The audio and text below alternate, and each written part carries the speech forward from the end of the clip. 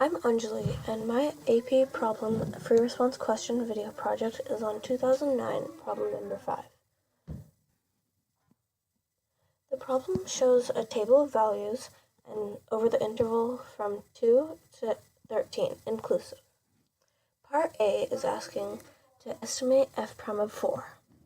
This can be done by finding the average rate of change over the interval for which x equals 4 is the midpoint. This interval is from 3 to 5. This is the only interval that works because 4 is 1 unit away from 3 and also 1 unit away from 5. The average rate of change formula on the interval from A to B would be f of b minus f of a all over b minus a. This is the same formula for slope or just average rate of change. To estimate f prime of 4, we have to find the average rate of change over the interval from 3 to 5. This can be done by using f of 5 minus f of 3 all over 5 minus 3. This simplifies down to negative 2 minus 4 all over 2. This is because f of 5 equals negative 2 and f of 3 equals positive 4. This simplifies to negative 6 over 2, which is negative 3. F prime of 4 equals negative 3. Some common mistakes to avoid. Some people find the average rate of change over the wrong interval. 3 to 5 is the only interval that works. Some might take the interval from 2 to 5, for example, because you might see that there's a 4 in the f of x value right here, but that is not correct because 4 is the f of x value, while we were trying to find the f prime of 4, where x equals 4, not f of x. Another common mistake is that we are trying to find average rate of change, not the average value. Average value is the average y value over a certain interval.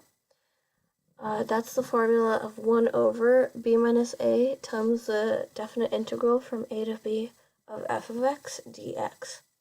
This is different from average rate of change because average value is average y value, while average rate of change is the average slope.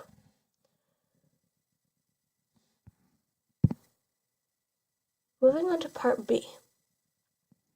Part B says to evaluate the definite integral from 2 to 13 of 3 minus 5 f prime of x with respect to x.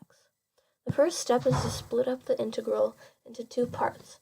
One part is integral from 2 to 13 of 3 dx, and the other part we are going to subtract integral from 2 to 13 of 5 f prime of x. So far we've just split the definite integral given into two parts. For the second term, we are going to find the antiderivative of this term using the fundamental theorem of calculus. Some common mistakes to avoid are not splitting up the integral, and that results in finding the antiderivative of the whole term. This results in the correct answer, however it is more tedious because each term has an antiderivative and we would end up with more steps. So first, split up the integral. This first term can be imagined as the line y equals 3 and finding the area under the line from 2 to 13. Finding the area of this rectangle. The width would be 13 minus 2, which is the domain over that interval, and the height would be 3. For the second term, we can factor out a 5 so that the antiderivative is simpler. Next, we have a 33 minus 5 f of x from 2 to 13. This is a 33 minus 5 times f of 13 minus f of 2, which simplifies to 33 minus 25, which is 8. I know this because the table of values states that f of 13 equals 6 and that f of 2 equals 1.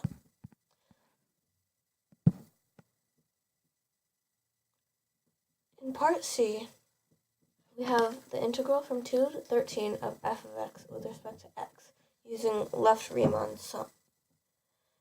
This can be done by using rectangles with left endpoints on the interval from 2 to 13. The easiest way to solve this is to visualize this. So if we have all of these points plotted, we have 2, 1, 3, 4, 5, -2, 8, 3, and 13, 6. These are all rectangles of different areas, and they can be approximated by multiplying the width times the height of each one and adding all of those together. So we have the first width, which is 3 minus 2, times the first height, which is 1. Add it to the second width, which is 5 minus 3, and multiply that by 4, which is the second left endpoint. And then next, the width is 8 minus 5, and the left endpoint is -2. And then finally, the width will be 13 minus 8, and the height is 3. We don't use 6 in this case because this is the rightmost endpoint, and when using the left endpoint Riemann sum, you don't include the rightmost rectangle. So this simplifies to 1 plus 8 minus 6 plus 15, which is 18 square units. Moving on to part D. Part D says, suppose f prime of 5 equals 3 and f double prime of x is less than 0 for all x on the closed interval from 5 to 8.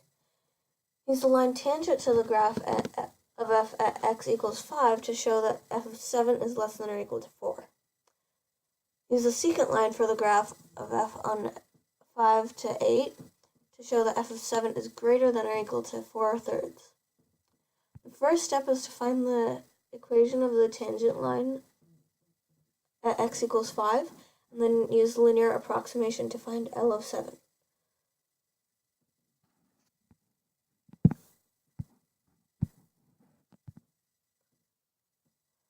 So first, to find the tangent line at x equals 5, we need f of 5 and f prime of 5. Then we can put it into point slope form. So we have y plus 2 equals 3 times x minus 5, and that simplifies to L of x equals 3x minus 17. Now we can plug in 7 into L of x and get that L of 7 equals 4. F of x is concave down on the interval from 5 to 8, so the line tangent to f of x at any point on this interval lies above the graph of f of x. Therefore, f of 7 is less than or equal to L of 7, and f of 7 is less than or equal to 4. For the second part of part D, it is asking to use a secant line on the interval from 5 to 8 to show that f of 7 is greater than or equal to 4/3.